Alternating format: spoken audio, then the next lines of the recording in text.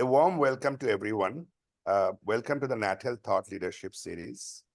The topic we have picked today is emerging healthcare technologies, profoundly shaping healthcare ahead. We are very delighted to have with us Professor Anurag Agarwal, who is the Dean Biosciences and Health Research, Trivedi School of Biosciences, Ashoka University, India, and former Director of the Institute of Genomics and Integrative Biology, a national laboratory of CSIR in India. After completing graduate medical education at the All India Institute of Medical Sciences, Delhi, Anurag further trained in internal medicine, pulmonary diseases, and critical care at Baylor College of Medicine, Houston, USA, followed by a PhD in physiology from Delhi University.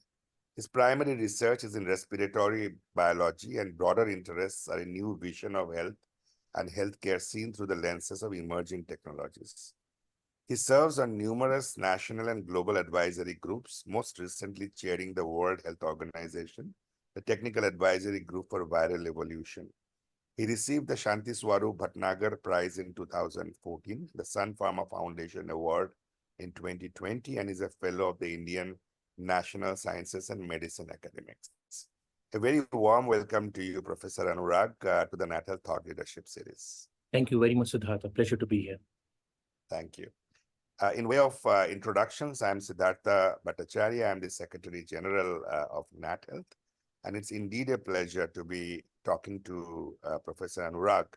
We're going to focus today on the levers that will move healthcare from the analog to the digital world. I will just start with a broad opening question for us to get a little deeper into this conversation.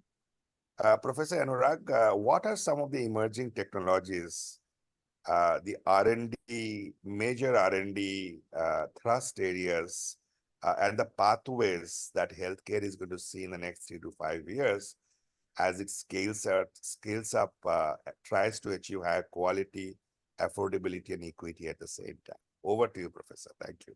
Thanks, Siddhartha. I think the biggest driver in the near term, which is 3 to 5 years, is going to be a continuation of the ongoing digital transformation of health.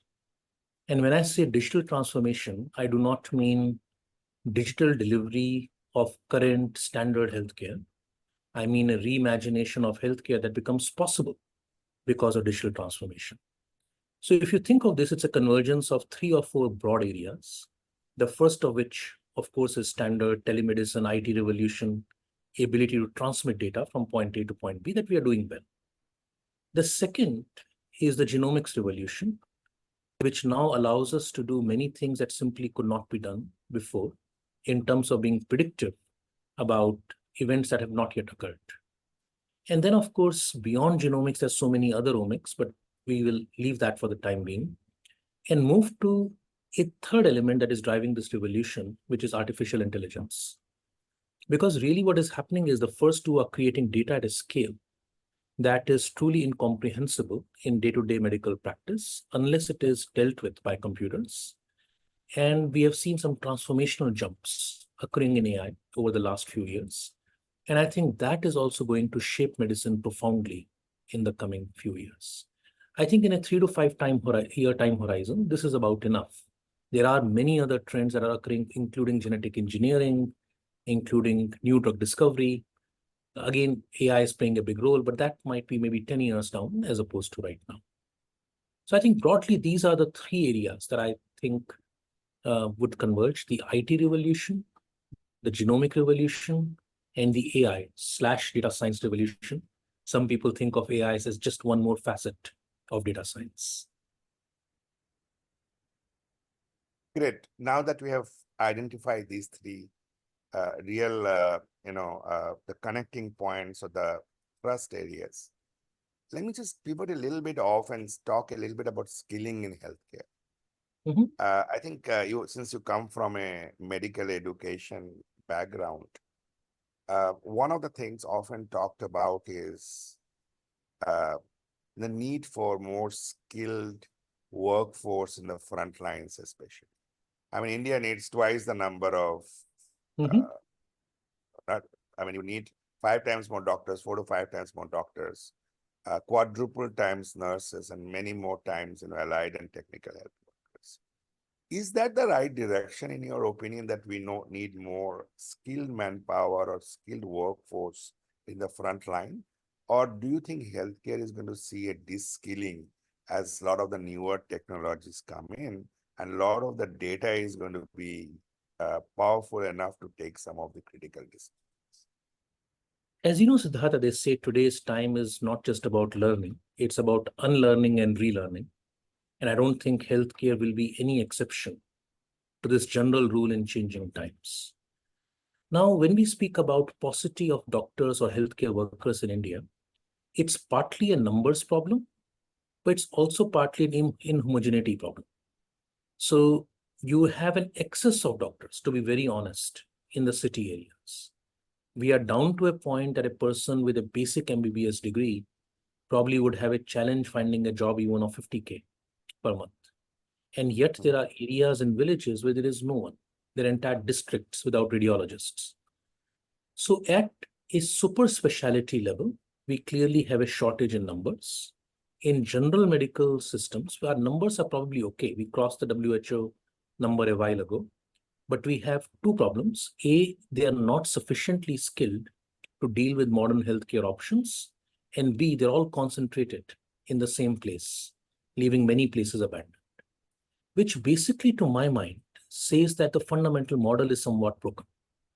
You can train more and more people, but you won't get them to the places where they need to be. And that actually brings me back to where I was saying the big transformations might come.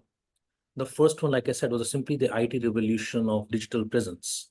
So straightforward, normal applications of digital health could address the physical location problem, but of course, they will not take care of problems like surgery. That, again, will not be solved in 3 to 5 years by robots and stuff. But we must create tools that enable digital health towards universal healthcare. A lot of healthcare can be done and patients can be moved fast enough. India is a pretty dense country.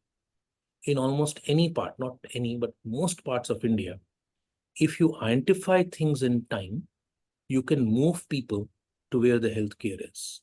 So I think where we're going to learn is that our current healthcare system relies too much upon training sufficient doctors and putting some kind of compulsory services and hoping things will follow. That may work, but I think the new direction the government was also looking at, which was of creating empowered health workers who may not necessarily be medical doctors, assisted by technologies such as AI, supplemented by technologies that are predictive and identify high-risk people in advance. That could include genomics or other omics, and then a good movement of people between places. That could be patients to healthcare facilities and adequately equipped healthcare facilities at least the district level. I think that might be the model we do in the future. But now if you think about this, are the doctors ready? Are other healthcare people ready? They're not. I mean, as far as I know, the only school in this country that has introduced a digital health curriculum is Maharashtra University of Health Sciences under General Madhuri Kanitkar, supported by the Koita Foundation. And this is a much needed exposure, because how would doctors suddenly learn to practice this kind of digital medicine to provide what I sometimes like to call privilege at scale? I borrowed this word from Atul Bhatte. The idea is that some of us are privileged in terms of having access. Can you scale this privilege at a nation scale? And that's where digital health would come in. But I think this needs to almost become part of the formal curriculum in time to come. Number two, we need to look beyond doctors, because many of the basic healthcare needs do not require that degree of specialization. But of course, we should not overlook doctors either. So yeah, I think these are the areas, and I'm not yet getting into the future changing parts of medicine. For example, the genomics and the AI, which also require significant understanding and exposure. In fact, I would state one line from a very nice New England Journal article on its 100th year anniversary. It talked about the fact that the biggest developments in medicine will not come from devices and things like this, they will come from better algorithms that use the data coming out of the devices we already have, because only the devices that we already have are the ones that we can scale. And these algorithms will be so complicated that doctors would be unable to really understand them. So we would end up in a situation where we are treating patients using things we do not fully understand. And we can't. I would even argue that a computer scientist does not necessarily understand the AI algorithm they built. But we need to create a system that validates, understands what is safe for use, creates a new regulatory process, and doctors need to be aligned with this coming time. I'll stop there for a minute, I guess. It's a great direction. Let us take it maybe one step further into the primary care, Mhm.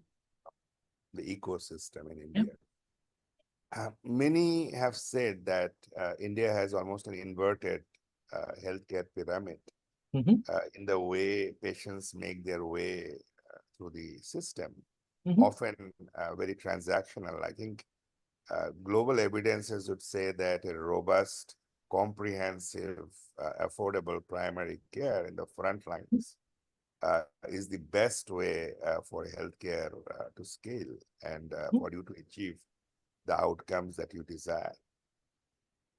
Clearly, at a scale, complexity, fragmentation, and the center-state, relationships in the way health is organized and governed, how do you see in the next 3 to 5 years the intersection of digital health, genomics, and this big data potential for us to analyze can help reshape primary care in a country like India? What will be some of the real inflection points and levels?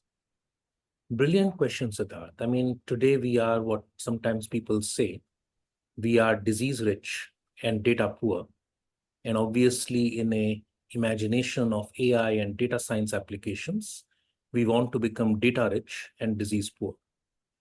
Now, primary care, clearly, as you said, is the best point of high return for society. And primary care delivery must be the focus of digital health in a nation like India.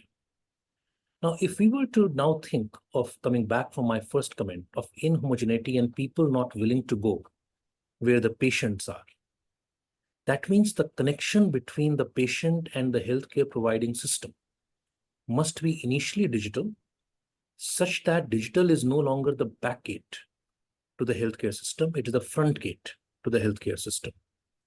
And if you look at some of the work the government has done in the National Digital Health Mission, if you look at eSanjeevani, for example, eSanjeevani is almost designed for a completely online experience, including appointment booking, teleconsultations, things like this.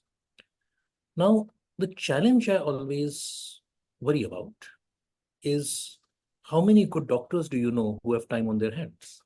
I mean, I know very few good doctors with time on their hands.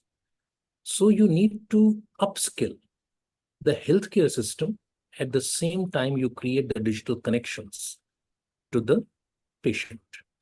If you're able to do both of these simultaneously, I think primary care will get much better. One, I think, mistake sometimes people make is to confuse general MBBS as the equivalent of a family practice or a primary care specialist. That's one thing we need to be very clear, that if we are going to use a primarily digital means of bringing people to the front gate of medical care, then this primary care must be by appropriately skilled people, not just anybody with an MBBS or a other or medicine degree that is being pushed to the front line. These people must be trained very specifically in the use of digital tools and trained in the national guidelines. And in fact, there are probably not enough guidelines. So ICMR is currently working on creating good evidence-based guidelines as a single point for the entire nation. So yes, all these three will come together: good guidelines, good tools to help doctors at the front line of primary care implement those guidelines, and doctors skilled in using these tools digitally present for the entire nation. And of course, it goes without saying, none of this will occur without the proper digital infrastructure backend. And there I'm, always feel proud to say, if any country in the world can do that, it's probably India. Cheap data, nearly universal data. I mean, I don't travel as much as you, but pretty much everywhere I have gone, including to villages, at least a 3G signal these days is usually available. So yeah, I would imagine this digital primary care ecosystem with a secondary, at least district level hands-on availability of doctors, quick referrals and quick movements as the backbone of good primary care in the future. I will add one more thing to this. I personally think one more trend will occur, and this is sometimes frightening to me as a medical doctor. Some degree of primary care might become direct to consumer. So if you realize that wellness and sickness, there is no sharp division. It's just a continuum.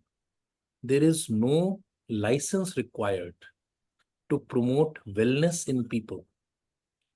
Sooner or later, you will see the same things I'm talking about become a digital wellness industry that is direct to consumer, bypassing the medical system to a large part. Only affordability will be the issue. I would still believe that these kinds of systems, which are governed by national free insurance plans, will still remain in the hand of the medical system, but a lot of wellness will simply move away from people who will pay out of pocket. So there's an interesting trend that I believe will come, and at least we should all be mentally ready for. But yeah, it's interesting. Just to add on to the last point, what you made, India is a mixed health system, and you have two clinical pathways, major two clinical pathways there. One is the modern allopathy, and then you have the whole Ayush and the traditional system. Out of the nearly 150,000 health and wellness centers, 12,000 are going to be Ayush certified, accredited health and wellness centers. When it comes to the world of preventive health and digital health, how do you see these two major disciplines converge essentially from a patient perspective? Or do they converge at all? It's a really interesting question. So they can converge. I have no doubt that they can converge. In my previous life at IGIB, we used to work on areas like Ayurgenomics. We have worked closely with the Ministry of Ayush, showing how a lot of their practices could actually be recapitulated by pure data science. So for example, we could see that clusters corresponding to Vata, Pitta, Kapha would be predicted by computers as well. We could create digital questionnaires that would do the automatic classifications. We could show the genomic basis of some of the important. So, names are names. To be honest, a lot of medicine, whichever form, uses labels. The explanations we disagree with sometimes, but the labels might be accurate for specific risks. And risk prediction is such an important element of primary care. And at least wellness stage, there is no particular reason to believe that traditional concepts of promoting wellness do not work. So I think we will see a good mixture of all these things in the country. But now comes the tough part, readiness. Readiness at the level of the patient population and readiness at the level of the caregivers. And digital readiness is a bit better with the modern medical system, because if you imagine these in 3 steps, digitization, digitalization, and digital transformation, where digitization is taking a truly analog process and converting it to digital. Digitalization is starting with a naturally digital process, starting like a ECG machine. And digital transformation is being in the middle of a data ecosystem that is digital at every facet. So a lot of Ayush work would have to undergo digitization because it's not natively digital. They don't use natively digital machines for what they do. While the modern medical system is already digitalized. I mean, you go to any of the hospitals, any of our machines are natively digital as a starting point. And digital transformation, of course, is not for the system. It's for a nation, a country, even a district. and there we will do well. So I think this bridging this digitization to digitalization gap with appropriate machines and data flow, which is certified to be correct from the point of generation, that will slow down the adoption of these things on the Ayush side. But given some excellent people that we have in the system trying to make a difference, I suspect that will be a small hurdle that we will cross. Great.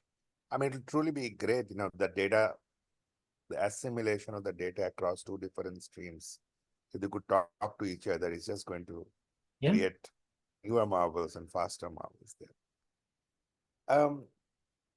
I've, I'm going to ask you a question, and I want you to kind of maybe go a little bit into the depth in the answer on this. You talked about the Maharashtra University, the medical sciences course for the doctors, right? Which was developed, and you have played an important role there along with Quetta Foundation. We also have a similar course for small hospitals, small providers, which we're very thankful to Quetta Foundation and some experts from within NATHEALTH and the industry contributed. And that also we are looking at building up among especially the smaller providers. As a doctor, could you walk us through, in the conventional curriculum of what you are taught? And what are the gaps you think are there from this new world which we just spoke about ahead of us? And maybe take us a little bit into how this course addresses or bolts on top of what you already know and prepares you for an entirely different path and a career. So I know Dr. Devishetty keeps talking a lot about the intersection between medicine and the digital technology, and the fact that digital technology won't change doctors. It's only going to change doctors who are not going to adopt digital technologies, right? So how does this add on, and what are the newer sort of dimensions of skills you acquire by doing this? Yeah, I mean, I'll start with a statement that you alluded to. It is not that AI will replace doctors. It is doctors who use AI will replace other doctors. Yes. So let's divide the medical stream into theory and competencies. And let's look at the gaps on either side. Theoretically, if you look at the medical curriculum, in things like genomics, there are no gaps. I mean, the curriculum is sufficient for doctors to have a working understanding of the basic ideas of mutations, polymorphisms, methodology. Now, of course, comes the question of how many institutions have the faculty to teach this curriculum, including genomics, well. It may be there in the curriculum, but are the faculty there who are themselves sufficiently proficient in practical use of genomics in medicine to teach it well? And then are there competencies examples that are they actually using these technologies in the practices of the hospitals where they are learning? That's where the gap is on the genomic side. The theory is there in the books. The education will be plus minus because the total number of faculty capable of teaching it practically would be very few. And then the facilities where they would get to actually use it on real patients are almost non-existent outside a few top hospitals and programs of the nation. On the other areas like digital, now the theory is unimportant. It's a competencies more than everything else. The theory of understanding the internet does not prevent us from using the mobile phone internet very well. So I would say most of it doctors don't need to know. But the competencies of how India is building a digital mission, how to use e-Sanjeevani, how to use electronic health records, what are their options? These are all practical competencies that again are sadly lacking for the most part. If you were to look at which hospitals have electronic health records, most of them are in the private sector. If you actually look at government hospitals and medical colleges, only a small number, including the more recent aims, are natively digital from the beginning. But it's good to see at least some new medical colleges, some new hospitals are digital from day zero. So these competencies are being provided to medical students. But this is something that needs to become a part of the curriculum and part of practical competencies. And that's the course that MUHS really emphasizes. And of course, the course that you build is even more important in a sense of uptake. What does it add to my practice? How can I use it to leverage things? That's really great. Now comes an area where there is a complete gap, and this is data science and AI. Most people who enter medicine have often given up mathematics anyway in class 11th, if not earlier. I think 11th typically. So, which means their ability to comprehend what the data science is telling, the algorithms, the possible is going to be lacking because the fundamental maths to understand even the basics of AI is not there. Now, the question comes, do we need to understand? I would actually argue we do. Because if at some point these things become so ubiquitous that we are partly handing over decision making or assistance capacity, we do need to understand where and how they go wrong. We don't need to understand it in great detail. But the educational competencies here are both theory, so we know what they do right, but we also know what they do wrong. Because when they go wrong, they can go wrong spectacularly.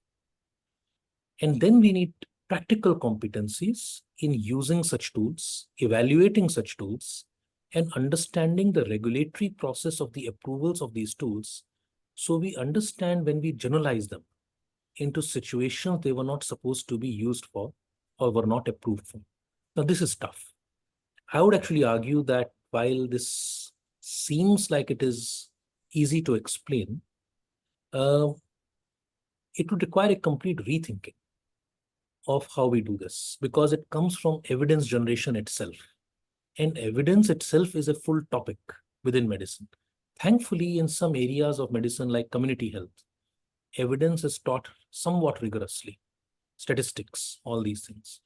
I would actually say that there needs to be a specialized part of the curriculum of the future in which this is compulsory. But the question I'm sometimes asked by my colleagues is, well, what do we drop? If we were to include this and the time is already fully booked, what do we do? And my only answer is, compact and figure out better educational methods because ultimately medicine has grown in the last 30 years since I joined medical school. And we are still there, aren't we? We have grown curriculum. We have still kept it at 5.5 years. We accommodated everything before this. I'm sure we can accommodate a little bit of this as well. So, I remember in one of my business schools in US lectures, the CEO of one of the top search engines came, and the question that was asked to him was, well, nowadays we have taken away 3 hours, 2 hours every day, which you would otherwise spend with family because we're constantly searching for things on the internet and everything else. And the way he turned that question around was, he said, look, before we came, how much time did you take for buying a ticket or booking a show or doing X or doing Y? How much time have we given you back? And the answer he calculated was like 12 hours, 15 hours. I said, I'm only taking 3 hours from what I have saved for you. yeah, Maybe yeah, that's what digital health is going to do eventually. absolutely. Absolutely. I have two last questions, and these are, I think the first question I would request you to talk about how does this transformation break down the boundaries, does is health becoming a really global subject?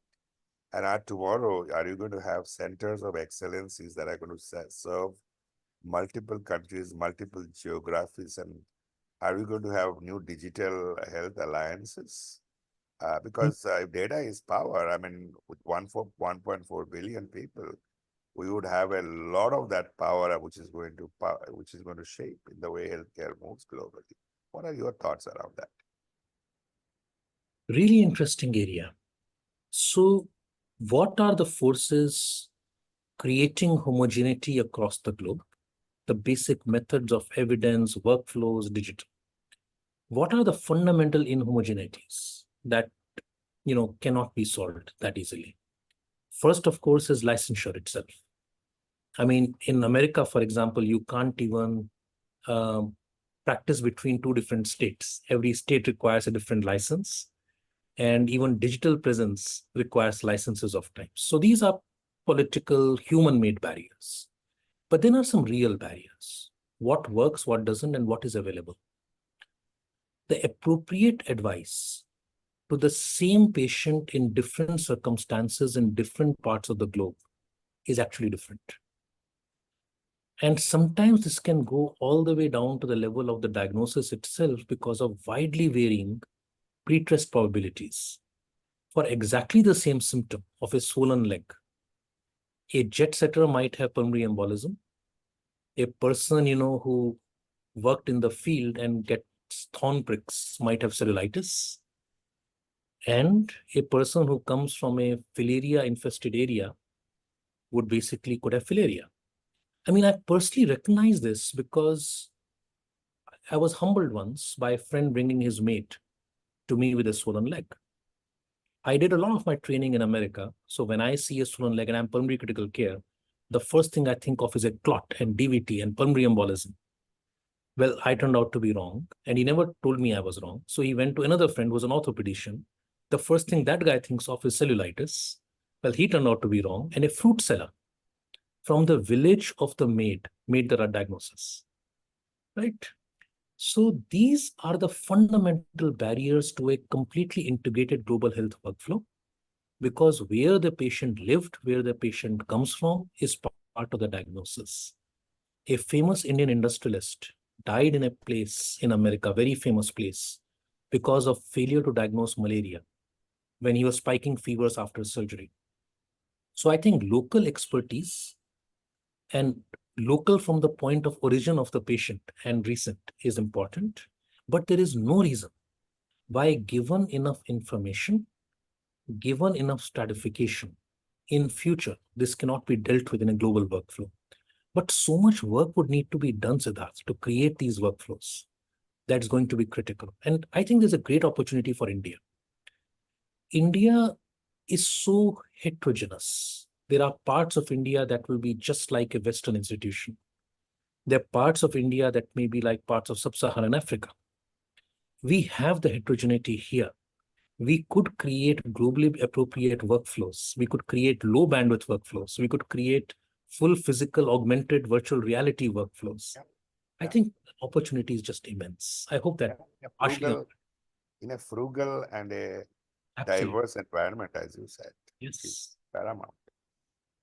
Well, the last question, the most powerful lever that is going to move this entire discussion is going to be policy and regulations. Mhm. Uh, that is where, um, and we know the center state, the relations, health still being a state subject. But digital scale is everything. It's not the boundaries. And you just now said there are opportunities to break boundaries and at least move from a regional to a state level, state to a national level, and national to a global level. How does the policy and regulations around digital health need to sit on top of our existing the healthcare architecture for it to be really, really effective in the way data flows? I'll give you an example. Take organ donation. Registries doesn't have to be necessarily within a particular state. It's the donor, the receiver may be in two different states. So information has to flow seamlessly between these boundaries. Um, Same is the case, we use really large use cases of digital health. It is going to transcend a lot of the physical boundaries that are there. So in what way, what are some of the big changes? If you look around the world, really evolved digital health countries, Australia, Canada, some of these really well taken names. What would be some of the two or three ideas that we'll have? This is my last question, so please, uh, Yeah. we end it here. Policy is always going to be the most important thing, is it not? Um, and the state controlling a lot of health makes it difficult at times. Let's just take a few examples, and let's take even something as simple sounding on surface as the data policy. Now it's tough, right? I mean, without adequate Indian data, without data equity in representation for AI systems, you will never get an algorithm that works appropriately in India. And if you don't get good data, sometimes things go hugely, hugely wrong. And we know this for a fact. I mean, take even just X-ray for tuberculosis. Initial algorithms that came out of Africa, where pollution is probably low, used to give you false positives in Pakistan and India, where possibly because of air pollution, we get what are called dirty lungs. So because they had not seen enough Indian X-rays, they used to go wrong. Then ICMR helped by giving a data set that made it possible. Very famous paper that looked at how to prioritize people who need additional care to keep them out of hospitals. They found that blacks were discriminated against compared to whites and required more active medical conditions to be given the same score.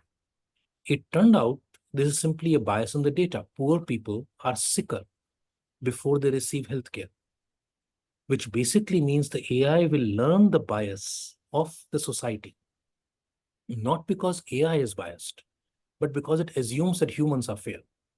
So if we are not fair and we don't acknowledge it explicitly, and that's where policy would come in. A proper gold standard data set, somebody curating, making them available while balancing data privacy rights. So, a pure data privacy where the ownership rests with the patient is actually not the most suitable for India.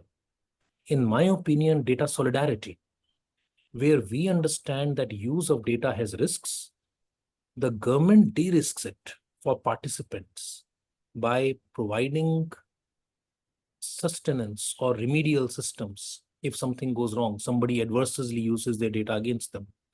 And people realize that their own genome sequence is meaningless unless they had some other buddy sequence to compare it to.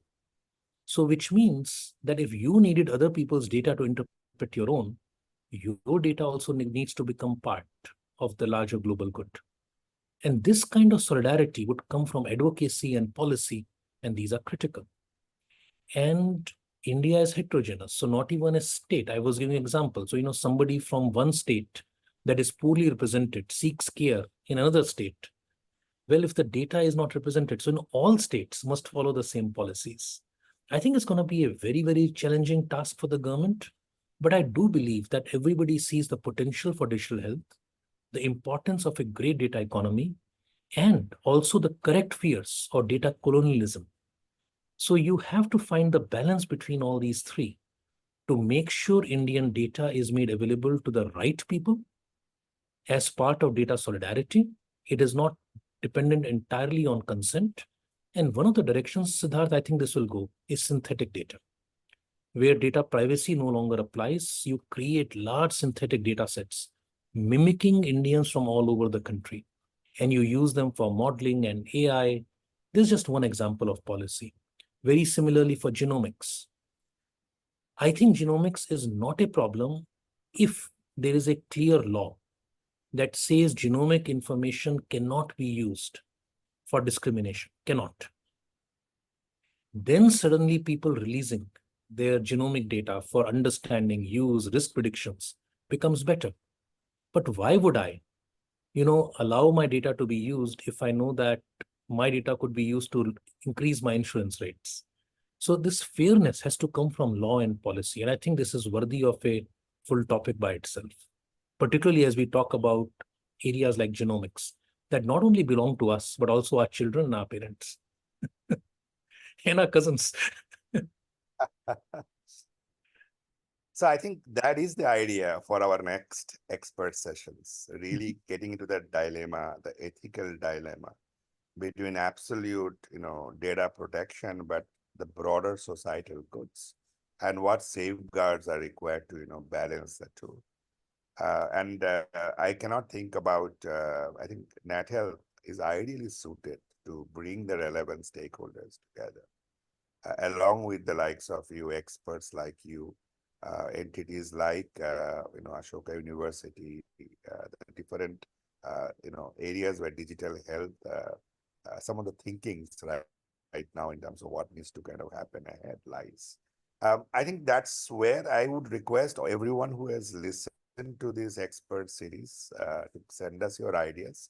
If you have any questions on this webinar today, please share with us at secretariat at nathealth.co.in. We'll certainly incorporate your questions, your ideas into the next series, which we'll have soon, to deep dive into the areas of data and how that can be used, in a data economy, transparently and ethically, as Professor Anurag Agarwal says. I'm hoping that we can also get a few of the policy and the regulatory stakeholders in that conversation, which will be really, really useful. Thank you so much, Professor Anurag. It is delightful. I think we covered a lot of space today. What I'm leaving this conversation with are the tremendous opportunities.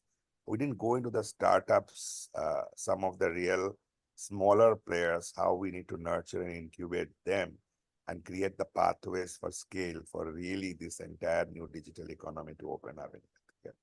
I'm hoping that we can take that up in the next discussion. But very interesting conversation, very rich insights. Thank you. I mean, you've just been back from a long trip to US. You're still jet lagged, but thank you for taking the time. We look forward to continuing this conversation, and thank you to the organizers. With that, we'd like to close today's the NatHealth Thought Leadership sessions. Take care. Bye-bye. Thank you very much.